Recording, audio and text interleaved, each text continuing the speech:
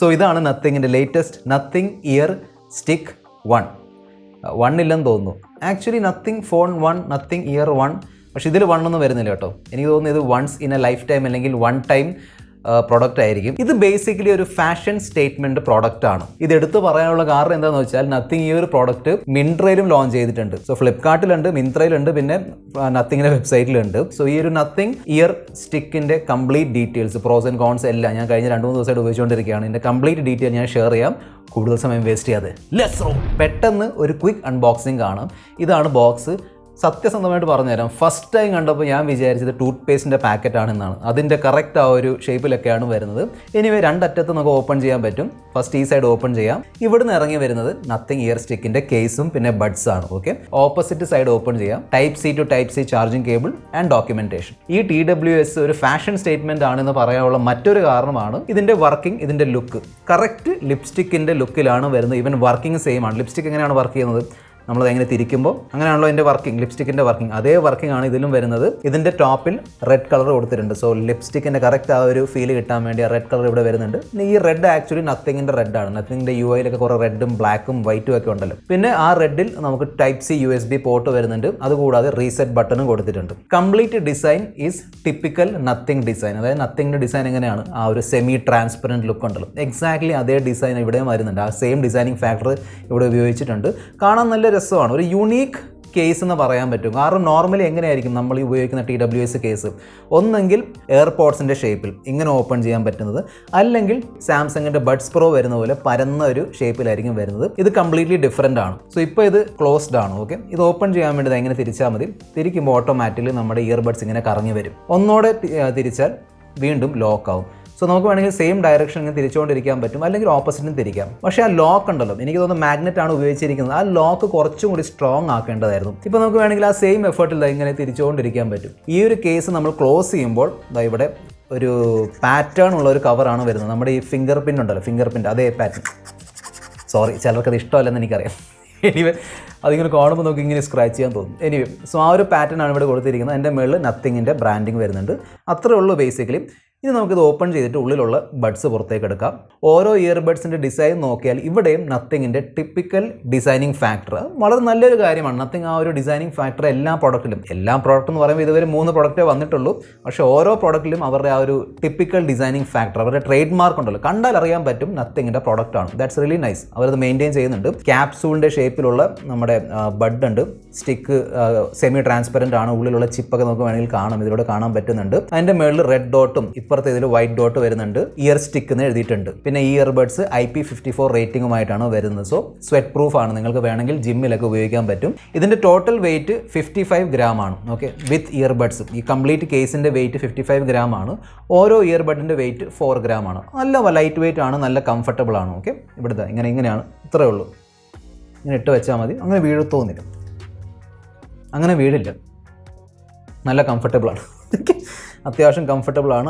അവിടെ ഇരുന്നോളും. പക്ഷേ ഇതിൻ്റെ കേസ് ഉരുണ്ട് വീഴാൻ നല്ല ചാൻസ് ഉണ്ട് കേട്ടോ. അതായത് നമ്മൾ ഈ സാധനം തിരിച്ചിട്ടിട്ട് ഇങ്ങനെ ക്ലോസ് ചെയ്ത് ടേബിളിന് മുകളിൽ വെച്ചാൽ ആ ഒരു വെക്കുന്ന ഒരു ഫോഴ്സ് ഉണ്ടല്ലോ, അതിലങ്ങനെ ഉരുണ്ടങ്ങ് പോകും സാധനം. ഇതിൻ്റെ ഉരുളൽ ബ്ലോക്ക് ചെയ്യാൻ വേണ്ടി അല്ലെങ്കിൽ ലോക്ക് ചെയ്യാൻ വേണ്ടി ഇവിടെ ബമ്പ് ഒന്നും കൊടുത്തിട്ടില്ല. സോ ഇത് ഉരുളാൻ തുടങ്ങിയാൽ ഉരുണ്ടുരുണ്ടങ്ങ് പോകും. എന്നിട്ട് ടേബിളിന് താഴെ വീണാൽ തീർച്ചയായിട്ടും പൊട്ടാൻ നല്ല ചാൻസ് ഉണ്ട് കേട്ടോ. ഞാൻ ടെസ്റ്റ് ചെയ്ത് നോക്കിയിട്ടില്ല. Still be careful. സോ എവിടെയെങ്കിലും വെക്കുന്നുണ്ടെങ്കിൽ ഇങ്ങനെ വെക്കുന്നതായിരിക്കും ബെസ്റ്റ് ഓപ്ഷൻ, അല്ലെങ്കിൽ എവിടെയെങ്കിലും സ്റ്റക്ക് ചെയ്ത് വെക്കുക. ഇതിൻ്റെ ഡിസൈൻ എനിക്ക് ഇഷ്ടപ്പെട്ടു ഫ്രാങ്ക്ലി. കാരണം ഒരു യുണീക്ക് ഡിഫറെൻറ്റ് ഡിസൈനിലാണ് നത്തിങ് ഇത് ഇറക്കിയിരിക്കുന്നത്. തീർച്ചയായിട്ടും നല്ലതാണ്. Unique is good. യുണീക്ക് ഡിസൈനിലാണ് ഇറക്കിയിരിക്കുന്നത്. നെക്സ്റ്റ് നമുക്ക് ഇതിൻ്റെ പെയറിംഗ് പ്രോസസ്സ് നോക്കാം. നത്തിങ്ങിൻ്റെ ഫോൺ ആണെങ്കിൽ ആപ്ലിക്കേഷൻ്റെ ആവശ്യമില്ല. ഡയറക്റ്റ്ലി നിങ്ങൾക്ക് ബ്ലൂടൂത്ത് സെറ്റിംഗിൽ നിന്ന് തന്നെ അതിൻ്റെ സെറ്റിംഗ്സ് ഒക്കെ ആക്സസ് ചെയ്യാൻ പറ്റും, ചേഞ്ച് ഒക്കെ ചെയ്യാൻ പറ്റും. ഞാനിത് പിക്സൽ ഫോണിലാണ് കാണിച്ചു തരാൻ പോകുന്നത്. അതുകൊണ്ട് തന്നെ ഇവിടെ ഞാൻ ആ ഒരു നത്തിങ്ങിൻ്റെ ആപ്ലിക്കേഷൻ, നത്തിങ് എക്സ്, അതാണ് ആപ്ലിക്കേഷൻ്റെ പേരിൽ. iOS-ലുമുണ്ട്, പ്ലേ സ്റ്റോറിലുണ്ട്. അത് ഡൗൺലോഡ് ചെയ്യേണ്ടി വരും. ഞാൻ ഡൗൺലോഡ് ചെയ്ത് വെച്ചിട്ടുണ്ട്. ഇങ്ങനെ ട്വിസ്റ്റ് ചെയ്താൽ മതി. ഇതാണ് ബേസിക്കലി നത്തിങ് എക്സ് ആപ്ലിക്കേഷൻ്റെ ഇൻ്റർഫേസ്. പ്ലസ്സിൽ ക്ലിക്ക് ചെയ്യാം.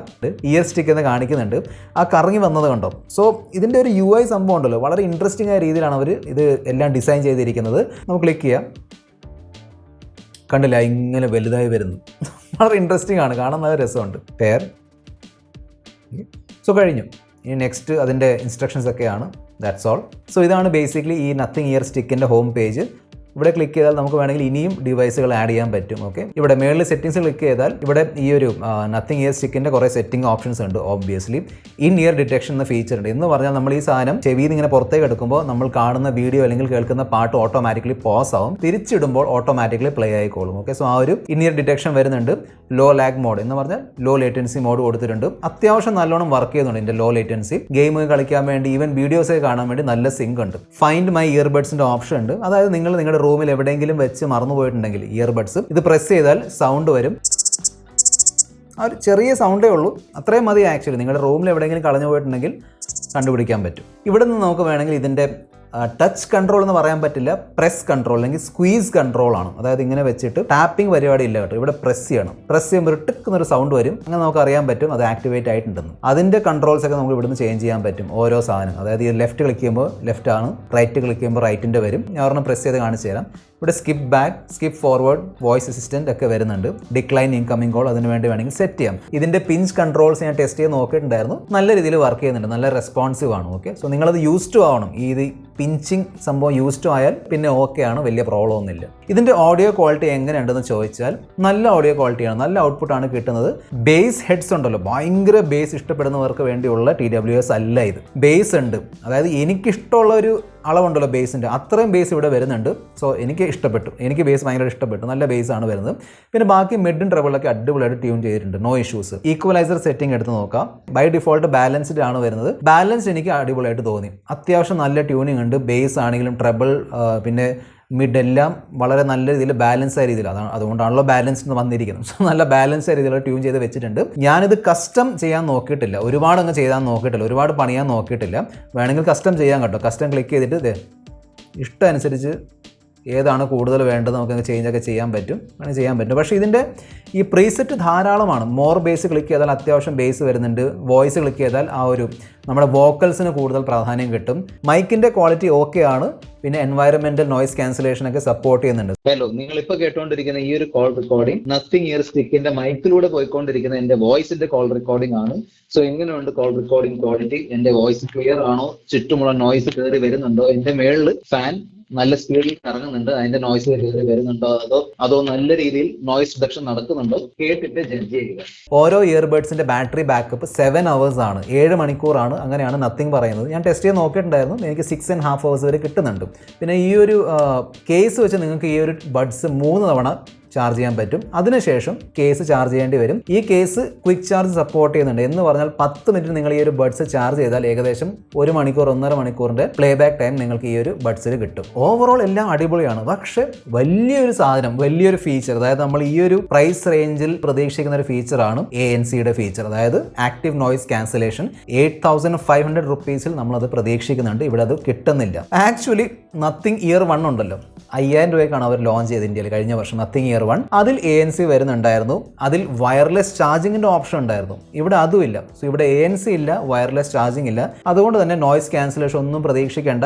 ഞാൻ പേഴ്സണലി നത്തിങ് ഇയർ 1 ഉപയോഗിച്ച് നോക്കിയിട്ടില്ല. ഓക്കെ, സോ അതും കൂടി ഒന്ന് വാങ്ങിയിട്ട് ഇതിൻ്റെ കൂടെ അതും വാങ്ങിയിട്ട് രണ്ടും കൂടെ കമ്പയർ ചെയ്യാമെന്ന് വിചാരിച്ചപ്പോഴേക്കും കിട്ടുന്നില്ല സാധനം. സോ ഞാൻ എങ്ങും അനൗൺസ്മെന്റ് ഒന്നും കണ്ടില്ലായിരുന്നു കേട്ടോ, നത്തിങ് ഇയർ 1 ഡിസ്കണ്ടിന്യൂ ചെയ്യേണ്ട അനൗൺസ്മെന്റ്. കാരണം അത് സെൻസ് ഇല്ല. അതിൻ്റെ പ്രൈസ് 5,000 രൂപയാണ്. അതിൽ ANC വരുന്നുണ്ട്, വയർലെസ് ചാർജിങ് കൊടുത്തിട്ടുണ്ട്.